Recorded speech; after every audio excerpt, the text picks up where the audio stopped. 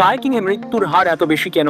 এটা এই কারণে নয় যে ভুক্তভোগীরা সাঁতার জানতো না, কারণ অনেক কায়াকে একটি স্প্রেস কার্ড ব্যবহার করা হয় যা চালকের কোমরকে ককপিটের সাথে সিল করে রাখে। এর সুবিধা হলো এটি কায়াকের ভেতরে পানি ঢুকতে দেয় না, কিন্তু কায়াক উল্টে গেলে পরিস্থিতি ভয়ঙ্কর হয়ে যেতে পারে।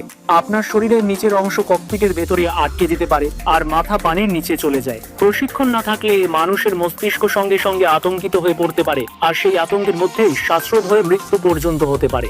দক্ষ কায়াকারা এস্কিমো রোল নামে একটি কৌশল অনুশীলন করে। তা প্যাডেল, পানির চাপ এবং কোমরের নড়াচড়া ব্যবহার করে উল্টে যাওয়া কায়াককে আবার সোজা করে ফেলে। কিন্তু এই কৌশল আয়ত্ত করা খুবই কঠিন, তাই অনেক কায়াকে একটি গ্র্যাব লুপ থাকে। এটি সাধারণত স্প্রেস কার্টের সামনের দিকে লাগানো থাকে। যদি কায়াক উল্টে যায় এবং আপনি সেটাকে আবার সোজা করতে না পারেন, তাহলে সেই লুপ ধরে টান দেওয়ার কথা। তখন স্প্রেস কার্ট খুলে যায় এবং শরীর ককপিট থেকে বের হয়ে আসতে পারে। কিন্তু সমস্যা হলো পানির নিচে আতঙ্কিত হয়ে গেলে অনেক মানুষ সেই লুপ খুঁজেই পায় না। তাহলে এখনো কি আপনার মনে হয় কায়াকিং খুব সহজ একটা খেলা,